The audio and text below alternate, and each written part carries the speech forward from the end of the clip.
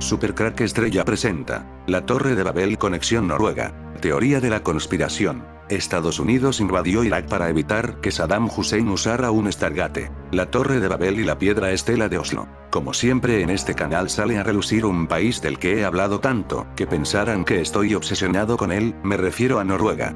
Y es que al final de forma casual, siempre que me pongo a investigar de una forma u otra, aparece, es como si todos los caminos condujeran a Noruega. En este caso estaba investigando sobre los misterios de la Torre de Babel, allí que me volvió a aparecer Noruega. La Estela de Oslo, llamada así por la ciudad en que se halla en Noruega, es una placa de basalto con grabados e inscripciones que, aunque en la actualidad están muy dañados, proporcionan importantes pistas para conocer el aspecto de la torre. En la parte izquierda aparece grabado un sigurat de 7 terrazas acompañado de una serie de inscripciones. La palabra sumeria Etemenanki, que se puede traducir como casa, que es fundamento del cielo y de la tierra. A continuación, la palabra sigurat, aludiendo al tipo de construcción reflejada, y por último Kadingir Raki, puerta de Dios, que los semíticos traducían como Babilu. Así se llegó a la conclusión de que la estela hablaba de la mítica Torre de Babel. La Torre de Babel en el pasado es lo que sería en nuestro siglo XXI el CERN de Suiza, una forma de abrir un portal hacia otras dimensiones. Tiene sentido que Noruega esté detrás de todo esto de la Torre de Babel, ya que este país maneja los viajes en el tiempo como ningún otro país. Las élites buscan los secretos de la Torre de Babel, su tecnología, y por esta razón esta piedra se guarda aquí en Noruega, en el país más adelanto tiene en los viajes en el tiempo. En el lugar donde se supone encontraron la torre estaba la residencia Saddam Hussein, y de seguro que esto no era casual, como de seguro que la invasión de la OTAN en Irak está relacionado con esta Torre de Babel. En el Google Earth he encontrado una anomalía en este lugar del que hablaré ahora. En el 2018 parece que se abre una especie de agujero del que sale humo blanco, justo en la Torre de Babel está a escasos 50 metros de este pozo del abismo. Puede ser algún tipo de experimento realizado aquí, un portal dimensional. La obsesión de Hitler, Mussolini y Saddam Hussein con las civilizaciones antiguas y los delirantes proyectos que provocó. A Saddam las ruinas de la ciudad de Babilonia siempre lo fascinaron especialmente. Ordenó una costosa reconstrucción de sus murallas en la que se invirtieron millones de dólares en pleno apogeo de la guerra con Irán. Y las elevó hasta una altura de 11 metros y medio, más de la que probablemente tuvieron en su día, ganándose las críticas de la comunidad arqueológica internacional, que lo acusó de estar construyendo la Disneylandia de un déspota en el lugar. Parece que la leyenda de la Torre de Babel proviene de las ruinas del sigurat de la ciudad de Ur, en lo que hoy es Irak, cuya restauración reciente se debe a Saddam Hussein, según apunta Eduardo Mendoza en Las Barbas del Profeta, de cuyo original representación gráfica de Pieter Bruegel el Viejo podemos encontrar en el Kunsthistorisches Museum de Viena. Aunque todos entendemos que la historia es alegórica y que para paralizar una construcción de esas características debían darse razones más profundas que las que corresponden a una confusión lingüística, también Europa tiene su propia Babel. Los esfuerzos de Saddam por replicar el esplendor de una ciudad con casi 4000 años de historia generaron excavaciones desenfrenadas, pavimentación y la construcción de edificios. Desde la caída de Saddam, tropas extranjeras han acampado en partes de Babilonia, que tiene una extensión de 10 kilómetros cuadrados, 4 millas cuadradas. Pueblos vecinos se están expandiendo y ocupando terrenos de la vieja ciudad y, combinados con la crecida de aguas subterráneas, hacen peligrar las ruinas. Imagínese este escenario. El gobierno de Estados Unidos obtiene información de que escondido en algún lugar del centro de Irak hay un Stargate real, colocado allí por los dioses Anunnaki de la antigua Sumeria. Esa es una cita real de uno de varios sitios que insisten en que la guerra de Irak en realidad comenzó porque Estados Unidos quería tener acceso al dispositivo secreto Stargate de Saddam Hussein. Aparentemente, el Stargate estaba escondido en una base secreta cerca de Alouja, que obtuvo después de contactar con una antigua raza alienígena. Saddam tenía la intención de utilizar el Stargate para permitir que la raza invadiera la Tierra, pero afortunadamente el nuevo orden mundial decidió intervenir y evitarlo. Sigurats de Mesopotamia. La Torre de Babel, el siglo XXI a.C. Es el período que muchos especialistas marcan para la aparición de los primeros sigurats entre los ríos Tigris y Éufrates. A lo largo y ancho de toda Mesopotamia, los actuales países de Irak e Irán, comenzaron a aparecer unas impresionantes estructuras que con el tiempo fueron ganando altura y riqueza ornamental. No solo fueron la manifestación de la grandeza y el poder de los monarcas mesopotámicos, sino también un modo de conectar el mundo terrenal con el de los dioses. Zigurat es un término que proviene del verbo acadio sakar, construir en alto, y esto fue precisamente lo que se propuso una civilización que alcanzó un gran desarrollo en tecnología y en arquitectura. Se trata de pirámides escalonadas en forma de terrazas superpuestas, en tamaño decreciente, rematadas en la cúspide por un templo. La base de estas construcciones podía ser ovalada, rectangular o cuadrada, y el número de plataformas oscilaba entre 3, 4 y 7, contando con el santuario que las coronaba.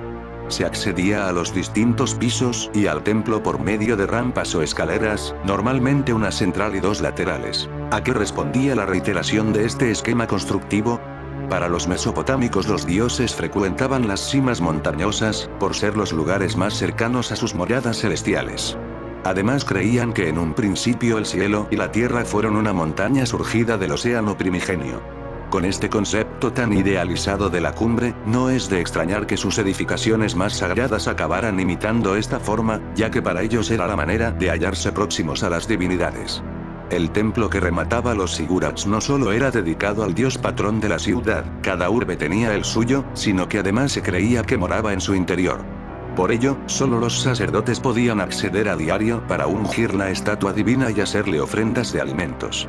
Se aseguraban de que el templo obrara como un palacio y que el dios o diosa recibiera todas las comodidades. Incluso disponían de una habitación con un lecho.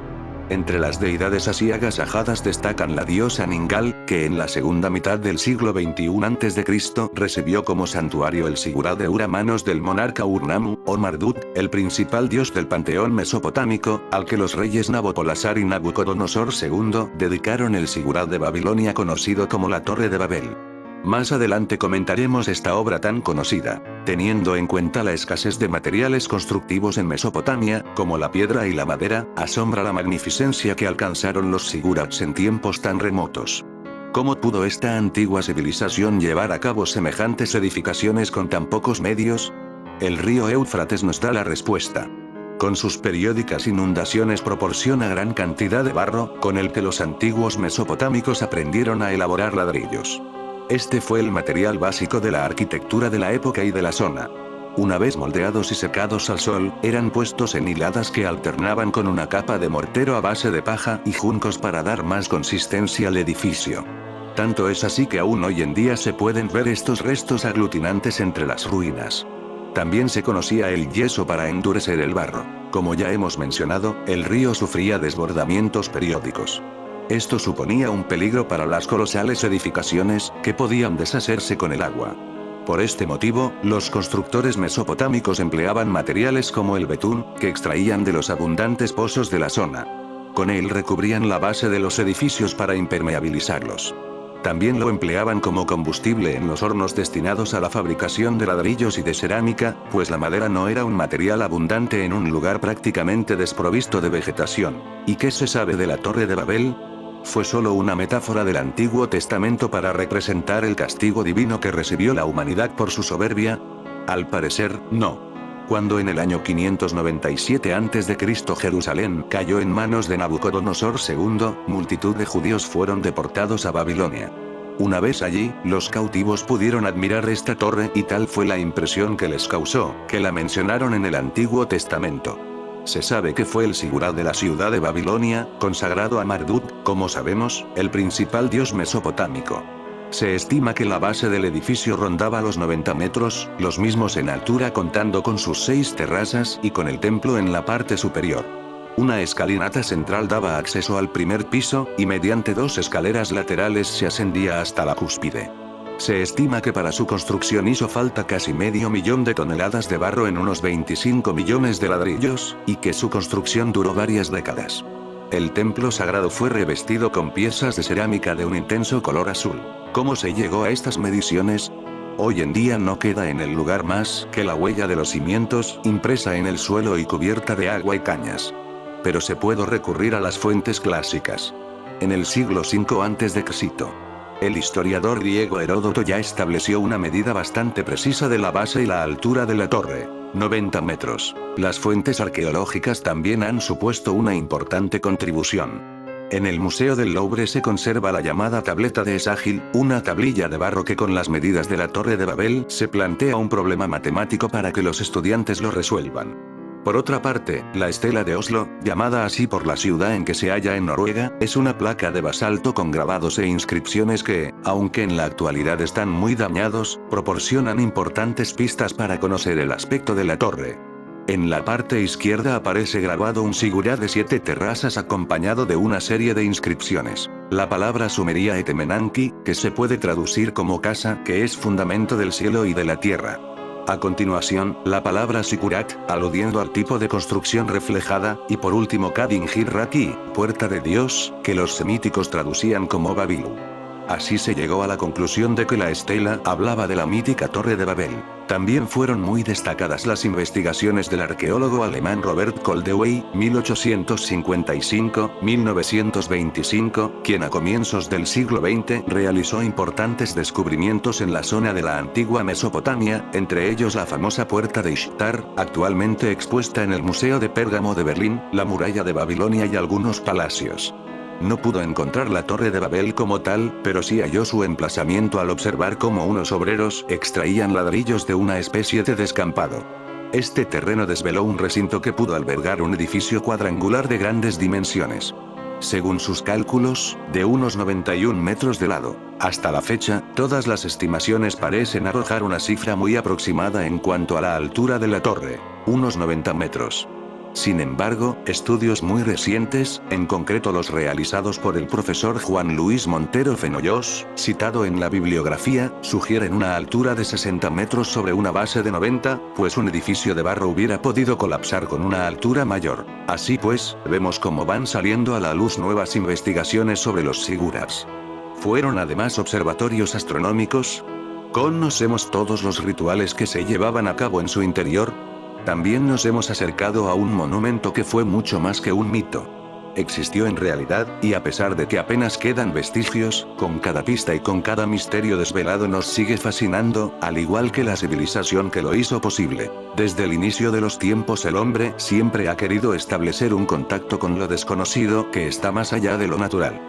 Esto desde luego es un diseño divino en el corazón de la humanidad, pues el Creador a quien nosotros tenemos el privilegio de tener por Padre así lo estableció. Sin embargo, al alejarse de ese Creador, ese deseo se vuelve en contra de la relación entre el hombre y Dios, pues al desconocer cómo reconectarse al Señor, la creación mira hacia arriba en búsqueda de satisfacer su curiosidad innata y también de llenar el vacío que vino como consecuencia de la lejanía antes señalada. Es precisamente esta coyuntura la que aprovechan las fuerzas de las tinieblas para convencer a quien pueda que busquen en los ejércitos de los cielos, Job 31:27, su salvación o evolución. Y por esta causa es que aparece en la historia de la humanidad 8 ciudades construidas por Nimrod y la famosa Torre de Babel como referencia de las mismas, la cual está descrita con detalle en Génesis 11:4, versículo que en el idioma hebreo toma una forma totalmente diferente a lo que la mayoría de traducciones nos dicen, ya que traducen: hagámonos una torre cuya cúspide llegue hasta el cielo, pero en el idioma original dice: hagámonos una torre cuya cabeza esté en los cielos. Gran diferencia, ¿verdad? Porque es obvio que ellos no querían construir una torre que llegara hasta el cielo, realmente no eran tan tontos, sino lo que querían hacer era una especie de antena parabólica que captara señales que venían desde los cielos, señales que obviamente no provenían del único Dios verdadero, sino de una Babilonia que habita en los espacios celestes, la cual está descrita con otras palabras en Efesios 6:12, en donde se dice huestes espirituales de maldad en las regiones celestes. Era esa Babilonia la que ellos querían contactar. ¿Existió la Torre de Babel? Descubren una evidencia en una antigua tablilla de piedra. La pieza describe un gran sigurat construido por multitudes movilizadas desde lugares lejanos. El primer episodio de una nueva serie de secretos del canal Smithsonian está atrayendo la atención sobre una antigua tablilla de piedra que se presenta como la evidencia de que la Torre de Babel bíblica existió realmente en la antigüedad. En el vídeo, Andrew George, profesor de Historia de Babilonia en la Universidad de Londres, examina una antigua tablilla del siglo VI a.C., hallada en Babilonia hace más de un siglo, pero que no había sido estudiada hasta ahora. En ella se representó una estructura escalonada con 7 pisos y una figura humana con un cetro, que el experto identifica como el rey Nabucodonosor II, el gobernante más famoso de la Mesopotamia, y una inscripción: Etemenanki, Sigurat Babel. es decir, la torre del templo de Babilonia. En su opinión, esta tablilla, que pertenece a la colección privada del empresario noruego Martin Schoyen y que se muestra por primera vez en la grabación de la revista Smithsonian, es una prueba sólida de la existencia de la Torre de Babel, el sustrato real del mito. En otra inscripción en la piedra se lee que para la construcción de este sigurat de Babilonia se movilizaron a numerosos pueblos de sus asentamientos, desde el mar superior, que es el Mediterráneo, hasta el mar menor, que es el Golfo Pérsico. El mito de la multitud de lenguas proviene del contexto, descrito en la estela de la multitud de pueblos alistado en la construcción de la torre, apunta el profesor Abreakin Israel News. En la obra se hablarían muchos idiomas. A partir de ahí puede provenir la idea de la Biblia de la confusión de las lenguas, continúa diciendo. Como asiriólogo, no me ocupo en la Biblia, y no soy una persona religiosa, pero en este caso, puedo decir que es un edificio real que parece ser la inspiración para el relato bíblico, reconoce Josh en la entrevista. El profesor recuerda que en el siglo XIX se descubrió que los reyes asirios mencionados en la Biblia eran reales y estaban corroborados por la evidencia arqueológica, haciendo que nos preguntáramos a su vez, ¿cuánto más hay de cierto en la Biblia? Hay consenso entre los historiadores sobre que Nabucodonosor II ordenó construir un sigurat en Babilonia tras reconstruir la ciudad y convertirla en su capital. El lugar de la torre se sitúa en una zona conocida hoy como Al-Qasr, al sur de Bagdad. El sigurat de Nabucodonosor, al que los arqueólogos se refieren como Etemenanki, debió de tener 7 pisos que alcanzaban una altura de 91 metros, con un templo de Marduk en su cúspide. Noruego Martin Schoyen tiene otros códices que junto a este de la Torre de Babel podrían dar con la apertura de un portal dimensional. El códice forma parte de una serie mucho más amplia de obras maestras manuscritas pertenecientes al coleccionista noruego, conocida como Colección Schoyen, y que Christies describe como uno de los mayores y más completos conjuntos de manuscritos jamás reunidos. Actualmente, el códice Crosby Schoyen se expone en Christie's de Nueva York, donde permanecerá hasta el 9 de abril. Tiene una enorme importancia como testimonio de la primera difusión del cristianismo por el Mediterráneo. Los primeros monjes del Alto Egipto, en el primer monasterio cristiano, usaban este mismo libro para celebrar las primeras Pascuas, solo unos cientos de años después de la muerte de Cristo y solo unos 100 años después de que se escribiera el último evangelio, finaliza el especialista. Schoyen. La colección privada de manuscritos antiguos más grande del mundo con sede en Oslo y Londres, la colección fue iniciada en el siglo XX por el noruego Mors Schoyen. Contiene más de 13.000 artículos de manuscritos de 134 países y territorios diferentes, que representan a 120 lenguas distintas, y abarcan 5.000 años de historia. Su polémico objetivo: salvaguardar estos documentos de los desidiosos países donde fueron hallados. Y la pregunta es ¿por qué la tiene Noruega? Si me sigues en mi canal de seguro que esto no te parece tan extraño. Los ejemplares de esta colección incluyen rollos del Mar Muerto, manuscritos del Genisá del Cairo, la epopeya de Gilgamesh, escritos clásicos de Homero y Hesíodo, papiros de Oxirrinco, diversos papiros bíblicos y gnósticos, manuscritos budistas, etc. Todo comenzó alrededor de 1920, cuando los colonizadores occidentales pensaban en solo adueñarse de los mejores artefactos y reliquias para llevarlas a Europa. El ingeniero noruego Mors Schoyen, 1896-1962, siempre tuvo gran fascinación por la literatura mundial y las antigüedades. De joven, comenzó a coleccionar manuscritos que hablaban sobre leyendas de su tierra, y pronto expandió su objetivo más allá de las fronteras, consiguiendo volúmenes de literatura, historia, ciencia y filosofía de tiempos ancestrales. Cuando falleció y la colección fue heredada por su hijo, Martin Schoyen, la colección alcanzaba los 1000 ítems. Lejos de conformarse, Martin incrementó la colección de su padre considerablemente, adquiriendo importantes manuscritos, monedas y otros artefactos que podrían ser considerados un patrimonio cultural de la humanidad. Además, agregó a la lista guiones de películas importantes y partituras. Escrituras sagradas a través de su historia. La prioridad para la colección Schoyen ha sido reunir manuscritos bíblicos. Según reza en su sitio web, la Biblia es el libro más influyente e importante que ha sido escrito. La primera adquisición de importancia en este aspecto fue en junio de 1986, con el volumen 3 de la monumental Biblia románica de la abadía de Geraardsbergen. En 1988, Schoyen sumó varios rollos del Mar Muerto, textos gnósticos que se cree fueron escritos en los tiempos de Jesucristo. Desde entonces, la organización se hizo con la Biblia de Santa Cecilia, la única Biblia carolingia en manos privadas. El Codex Sinaiticus del monasterio de Santa Catalina, un manuscrito uncial del siglo IV de la versión griega de la Biblia escrito en scriptio continua entre los años 330 y 350, y los Evangelios de Liesborn del siglo X. Adquisiciones ilegales de acuerdo al sitio web de la organización. La importancia y naturaleza única de los materiales en la colección Schoyen va más allá del ámbito de una colección privada o pública. Estos manuscritos son un patrimonio de la humanidad, una memoria del mundo. No pertenecen realmente a la colección Schoyen ni su dueño, quien es solo un custodio privilegiado, tampoco le pertenecen a una nación en particular, persona, religión o cultura, sino a la humanidad entera, siendo propiedad de todo el mundo. Sin embargo, parece que muchos países no están de acuerdo con esta redundante declaración. Han surgido alegaciones que acusan a la colección Schoyen de haber adquirido algunos de sus materiales por medio de prácticas turbias, desde robos colonialistas hasta contrabando en países sumidos en la guerra. Por ejemplo, en 2003 el Consejo Supremo de Antigüedades, SCA, de Egipto demandó que se le regresaran 17 ítems egipcios en posesión de esta organización privada. El SCA afirma que estos objetos fueron robados de su tierra nativa.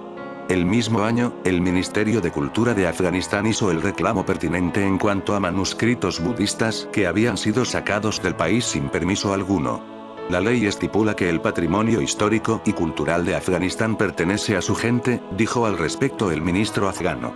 Los rumores parecían indicar que el régimen talibán había transportado los manuscritos a Londres con el fin de subastarlos.